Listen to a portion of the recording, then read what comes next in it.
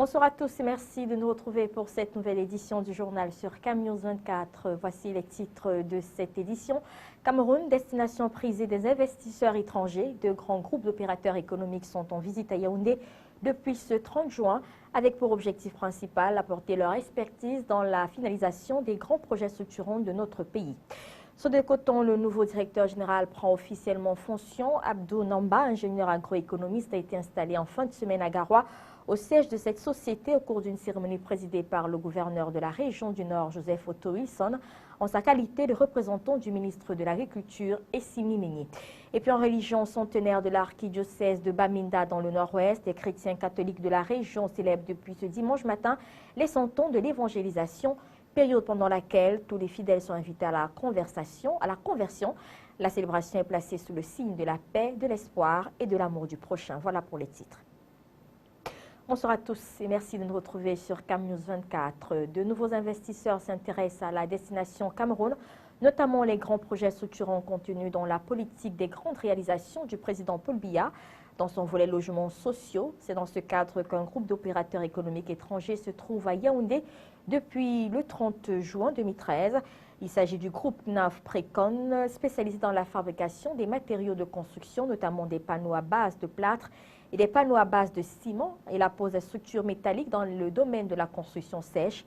Après avoir fait des preuves dans la construction des immeubles au standing en Guinée équatoriale, NAF Precon veut apporter son expertise au Cameroun pour faciliter la construction dans un très bref délai des logements sociaux avec une nouvelle technologie dans les bâtiments. Cette délégation est conduite par Noan Konolu pour la partie turque et Jens Dupont pour la partie franco-allemande. Le groupe ABBA, qui avait signé 12 pré-contrats avec le gouvernement camerounais lors de son dernier séjour à Yaoundé, est également attendu dans la capitale camerounaise avec cette fois-ci la casquette de facilitateur. Dans sa délégation se trouvent deux autres partenaires, à savoir AVIC et CACC. Le projet de construction d'un aéroport international à Kribi se trouve au centre de cette visite. Les deux groupes qui ont pour accompagnateur Mohamedou Bayrou Fadi, le président du groupe qui porte son nom, aura des entretiens dès ce 1er juillet 2013 avec les autorités camerounaises. On le disait tout à l'heure, Abdou Namba, ingénieur agroéconomiste de formation, est le nouveau patron de la Société de développement du coton du Cameroun, en abrégé Sodecoton. Il est installé ce vendredi à Garoua au siège de cette société, au quartier Poumpouré, au cours d'une cérémonie présidée par le gouverneur de la région du Nord, Joseph Otto Wilson, en sa qualité de représentant du ministre de l'Agriculture, Essimi Meni, empêché. Les détails avec Giscard Amanbonnier, Zobel Apollinaire Bon. La cour principale de la direction générale de la Sodecoton grouillait de monde ce vendredi 28 juin. Abdou Namba, le tout nouveau directeur général de la Sodecoton, nommé il y a quelques jours au cours d'une session extraordinaire du conseil d'administration de la dite entreprise, vient d'être installé. Le gouverneur du Nord, qui dirigeait la cérémonie au nom du ministre de l'Agriculture et du Développement rural, lui a rappelé les missions qui sont les siennes. La crise du chiffre d'affaires de la Sodecoton, qui vient de réaliser un bénéfice de près de 2 milliards de francs CFA, malgré les fautes de gestion imputées à son directeur général sortant, Iya Mohamed. Le personnel de la Sodecoton et les cotonculteurs ont accueilli leur nouveau manager en présence du président du conseil d'administration de la dite entreprise, Gabo Aman, et d'autres membres du gouvernement. Abdou Namba, aux commandes de la Sodecoton, le défi qui reste à présent est celui pour toutes les parties d'accompagner le nouveau directeur général à amener la Sodecoton à faire du Cameroun l'un des pays les plus producteurs du coton. En éducation, 32 jeunes filles ont reçu ce samedi 29 juin leur attestation de fin de formation. C'était au cours d'une cérémonie fort courue à Saré Tabita, le centre de promotion sociale des filles de Maroua. L'événement a été présidé par le délégué régional des affaires sociales en présence des parents et proches des récipiendaires. Ces jeunes filles, pendant 2 ans, ont été formées en couture et en peinture. Célestin Tabouli et Edwin Api nous en disent plus. Elles sont au total 32 apprenantes en couture et teinture, arrivées en fin de formation au centre de promotion sociale des filles de Maroua dénommé Saharé et Tabita. Elles ont reçu leur parchemin sanctionnant 2 années de formation ce samedi 29 juin au cours d'une cérémonie riche en sons et couleurs présidé par le délégué régional des affaires sociales de l'Extrême Nord. En présentant le centre, la directrice Madame Dadaï Catherine, épouse Kolian, a fait savoir que Saharé Tabita est une œuvre sociale privée de l'Union des églises baptistes du Cameroun qui s'est érigée contre les mentalités rétrogrades, à savoir les pratiques sociales culturelles néfastes dont sont quotidiennement victimes les filles. Elle apporte une formation aux jeunes filles pour qui les parents et la communauté avaient le plus souvent d'autres projets qui n'ont rien à voir avec les études, encore moins avec une quelconque formation. Pour Madame le délégué régional des affaires sociales, le Saharé Tabita accompagne les jeunes vers un avenir plus sûr et plus rentable tant pour elles-mêmes que pour leur famille. Madame Ibrahim Mamma, à cet effet, a lancé un appel en direction des autorités traditionnelles, religieuses et des parents pour plus de considération à l'égard des filles, pour l'égalité des chances pour tous les enfants sans discrimination, pour la promotion et la protection des droits des enfants. Aux heureuses du jour, Madame le délégué a recommandé à ces dernières de faire leurs preuves sur le terrain. La cérémonie de remise des parchemins a été l'occasion pour les apprenantes d'exhiber leur savoir-faire au grand public à travers des défilés de mode, des expositions, fruits de leur dur labeur. Rappelons que depuis sa création en 2003, le Saharé Tabita a à son actif déjà formé 269 jeunes filles et femmes. La rentrée prochaine est fixée pour le 23 septembre 2013. Enseignement secondaire, l'année scolaire a été positive selon le chef de ce département ministériel. Interpellé sur la question au cours du conseil de cabinet présidé en fin de semaine par le Premier ministre, chef du gouvernement Philippe Moyon, Bapès a jugé satisfaisant le bilan de l'année scolaire 2012-2013 et aussi celui de la session des examens 2013 dont les résultats restent attendus. Le point des travaux avec Jean-Pierre Bitongo et Donald Agnozoa. Selon le ministre des Enseignements secondaires, cette année scolaire a été marquée par l'accroissement de l'offre éducative au profit de plus d'1 800 000 élèves inscrits dans les établissements publics et privés. Mentionnant la création de 600 CES, 87 CETIC et 6 ENIET, la transformation de 95 établissements scolaires d'enseignement général en lycée et lycée bilingue et de 25 CETIC en lycée technique. Il cite également l'ouverture de 219 établissements de l'enseignement général et 90 de l'enseignement technique, l'ouverture effective de l'ENIET de Garoua et des ENIEJ de Baham, Poli et Yokadouma dans l'enseignement normal, ainsi que la délivrance de plusieurs autorisations de création d'ouverture et d'extension d'établissements scolaires privés à de nombreux promoteurs. Avec un accent mis sur la qualité et la pertinence des enseignements dispensés et l'octroi de la subvention de l'État à 466 établissements scolaires pour un montant de 900 millions de francs CFA. Pour le ministre Bapès, la session 2013 des examens officiels du cycle secondaire a connu un déroulement sans incident fâcheux, avec en prime la première session du BEPC bilingue, réservée aux candidats ayant suivi les enseignements du programme d'éducation bilingue spécial en vigueur dans 84 établissements pilotes. La suppression de la phase d'admissibilité dans certains examens de l'enseignement technique où désormais tous les candidats passent les épreuves théoriques et pratiques constitue une autre innovation de nature à crédibiliser davantage la diplomation des dites filières. L'on a enregistré plus de 528 000 candidats contre 146 635 en 2012 pour les examens et concours relevant de la direction des examens, des concours et de la certification. Pour les examens relevant de l'Office du baccalauréat du Cameroun, ils sont 302 815 candidats contre 306 092 en 2012. Et enfin, pour les examens relevant du General Certificate of Educational Board, c'est 154 913 candidats contre 142 248 en 2012. Le ministre se veut rassurant sur les corrections qui ont déjà débuté et l'ensemble des résultats devant être publiés d'ici la fin du mois de juillet prochain. Autre chose à présent, les sénateurs de la liste Marius Onana, président de l'Association nationale Cameroun Avenir et militant du RDPC dans le Vouré, rendent grâce à Dieu pour leur élection à la Haute Chambre. Cela s'est fait au cours d'un culte écuménique d'action de grâce organisé par Marius Onana et célébré ce 30 juin dans la capitale économie en présence d'un important parterre d'invités. Venant d'Ogma Isabelle Apollinaire Bon y était, voici le reportage. C'est le quartier Ngangé dans l'arrondissement de Douala 2e qui a servi de cadre à cet événement de reconnaissance à Dieu pour l'élection de Claude Kemayou comme sénateur titulaire, du docteur Charlotte Sendé et Marinette Mbalek comme sénatrice suppléante, tous faisant partie de la liste conduite par Marius Onana au dernier sénatorial. Et pour la circonstance, 2 autres sénateurs titulaires bien connus du peuple camerounais ont honoré de leur présence à ce rendez-vous divin. Les ministres de culte, imams, pasteurs et prêtres ont élevé des prières à Dieu et à Allah afin que ces derniers accordent aux héros du jour ainsi qu'à l'ensemble des sénateurs la sagesse et la crainte de son nom dans la gestion des affaires de la nation. L'euphorie était à son comble et les sénateurs se sont même permis de serrer la main aux populations venues très nombreuses ou encore d'esquisser quelques pas de danse à l'honneur de l'Éternel.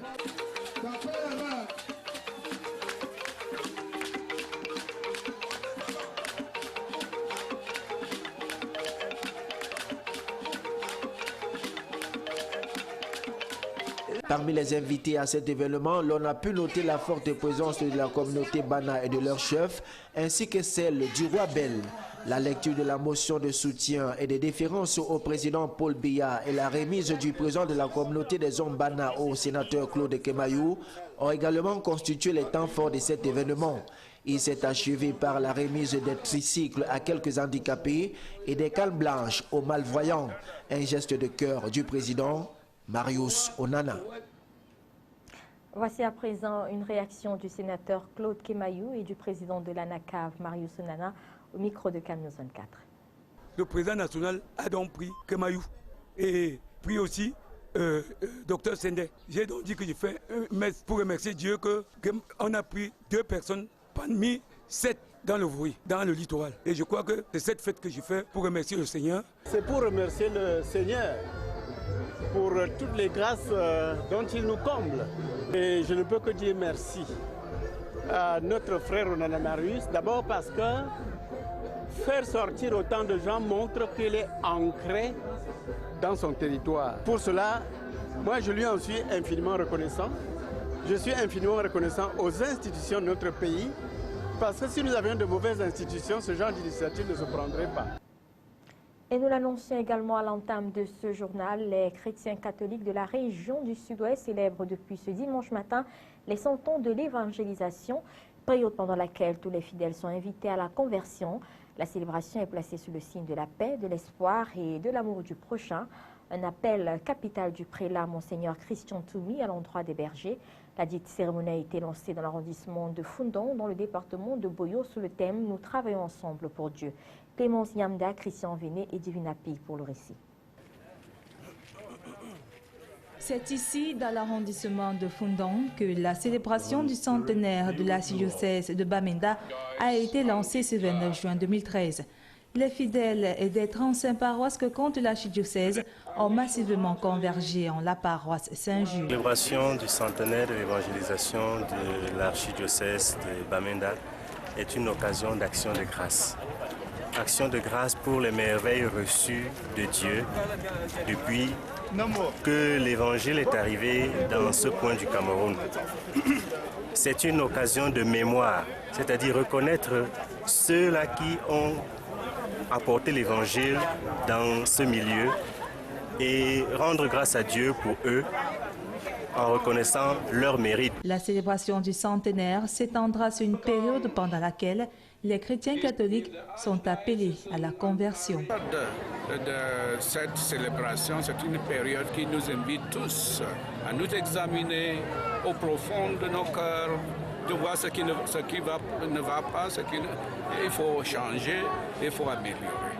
L'homélie du prélat Monseigneur Christian Toumi, axée autour de l'acte des apôtres et de l'épître à Timothée, exhorte tous les fidèles à la paix, la prière et à l'amour du prochain, afin que ceux-ci soient appelés au royaume des cieux au dernier jour.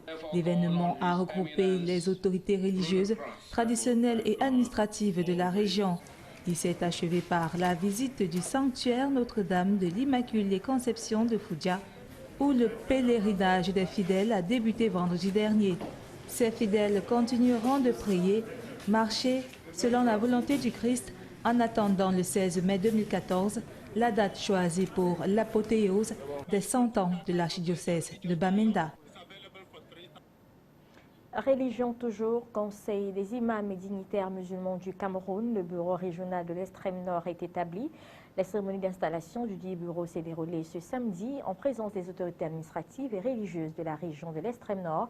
Et c'est l'esplanade du Lamida de Marois qui a servi de cadre à l'événement. Célestin Tabouli et Divinapi. Les membres du bureau régional de l'extrême nord du Conseil des imams et dignitaires du Cameroun, SIDIMUC, ont pris officiellement fonction ce samedi 29 juin à Marois. Ils ont pour objectif promouvoir la culture, la paix, le développement, l'encadrement des imams, œuvrer pour l'amélioration de leurs conditions de vie ainsi que pour l'épanouissement de l'humanité conformément aux principes de l'islam. Le SIDIMUC veut à travers ses actions permettre aux imams de jouer pleinement leur rôle d'ambassadeurs de la paix et d'être de véritables acteurs du développement de notre pays. Autre mission du SIDIMUC et non de moindre est la lutte contre la sous-scolarisation et la déperdition scolaire, en particulier celle de la jeune fille musulmane. La cérémonie qui s'est déroulée à l'esplanade du Lamida de Marois dans la pure tradition musulmane a vu la consécration de l'imam Ousmanou Babawa comme président régional et 24 autres membres avec pour président d'honneur El Hadj Bakari Bouba, l'amido de Marois. Une prière a été dite en faveur des membres du bureau qui doivent désormais présider aux destinées du Conseil des imams et dignitaires musulmans du Cameroun dans la région de l'extrême nord. Le coordonnateur général du dit Conseil a recommandé aux élus du jour de collaborer étroitement avec les pouvoirs publics auprès desquels ils trouveront une aide considérable et constante pour l'accomplissement de leurs tâches. Dr Moussa Omaro a réitéré que les membres des bureaux se doivent d'être les relais des idéaux de paix et de dialogue dans la société, plus particulièrement auprès des jeunes. L'installation du bureau régional du SIDIMUC de l'extrême nord qui précède celle de l'Adamawa, le centre, le sud-ouest, le nord-ouest, le sud et l'est a drainé une marée humaine constituée des autorités administratives au premier rang desquelles le secrétaire général des services du gouverneur, les autorités communales, les autorités religieuses et les fidèles musulmans de la région de l'extrême nord. À présent, un tour hors de nos frontières pour le résumé de l'actualité internationale vue par l'agence France Presse. Barack Obama au bagne de Robben Island, au large du Cap. Le président américain a effectué un pèlerinage sur l'île prison, où Nelson Mandela a été détenu pendant 18 ans. Un hommage d'autant plus symbolique que le père de la nation est toujours dans un état critique dans un hôpital de Pretoria. Barack Obama doit annoncer dans la soirée l'organisation d'un sommet des dirigeants africains aux États-Unis et dévoiler un projet de 7 milliards de dollars pour l'électricité en Afrique subsaharienne. Des députés russes se mobilisent pour Edward Snowden, toujours bloqué dans la zone de transit d'un aéroport de Moscou, alors que l'Équateur, pays auprès duquel le jeune Américain avait demandé l'asile, a renvoyé la balle à la Russie. La polémique sur le programme d'espionnage s'étend désormais à l'Union européenne, qui en aurait été la cible. Quelques 315 000 adhérents de l'UMP sont appelés depuis vendredi à voter sur les nouveaux statuts du parti. Des nouveaux statuts qui instaurent pour la première fois dans l'histoire de la droite une primaire en vue de la présidentielle. La consultation interne devrait confirmer Jean-François Copé à la présidence. L'Égypte de nouveau sous haute tension, des milliers de manifestants ont investi la place Tahrir au Caire, réclamant la démission du président Mohamed Morsi. Un rassemblement organisé le jour du premier anniversaire de la prise de fonction du dirigeant islamiste. Ça n'était pas arrivé depuis 5 mois. Les tarifs réglementés du gaz vont de nouveau augmenter pour les ménages au 1er juillet, plus 0,5%. Une révision de la formule de calcul censée alléger la note a également été adoptée. Du sport, avant de refermer ce journal, football, ligue de football professionnel, donc on disputait les rencontres de la 15e journée de la phase retour ce dimanche. À Douala, le stade de la réunification a abrité 2 rencontres. La première a opposé l'Union sportive de Douala au TKC de Yaoundé, vêtu ici de ses couleurs habituelles, le noir et blanc. Au terme de cette partie, ce sont les locaux qui vont s'imposer sur le score de 2-0. La victoire des Nasaraga Makai a permis au club du littoral de sortir de la zone de relégation. Deuxième affiche, mettait aux prises d'Ac 2000 face à Njala Sport Academy. L'équipe du Sud-Ouest a réalisé le hold-up parfait à Douala, victorieuse 1-0 face à Douala Athletic Club, vêtue en bleu, couleur traditionnelle du club également. La formation de Limbé ramène les 3 points de la partie. Voilà, c'est la fin de cette édition du journal. Mais avant de partir, je vous rappelle les grandes articulations. Cameroun, destination prisée des investisseurs étrangers. De grands groupes d'opérateurs économiques sont en visite à Yaoundé depuis ce 30 juin, avec pour objectif principal apporter leur expertise dans la finalisation des grands projets structurants de notre pays. Ce de Coton, le nouveau directeur général prend officiellement fonction. Abdou Namba, ingénieur agroéconomiste, a été installé en fin de semaine à Garoua, au siège de cette société, au cours d'une cérémonie présidée par le gouverneur de la région du Nord, Joseph Otto Wilson, en sa qualité de représentant du ministre de l'Agriculture et Simi. Et puis en religion centenaire de l'archidiocèse de Bamenda dans le nord-est, les chrétiens catholiques de la région célèbrent depuis ce dimanche matin les 100 ans de l'évangélisation, période pendant laquelle tous les fidèles sont invités à la conversion. La célébration est placée sous le signe de la paix, de l'espoir et de l'amour du prochain. Voilà, c'est la fin de ce journal. Merci de l'avoir suivi. Les informations se poursuivent sur CAN News 24.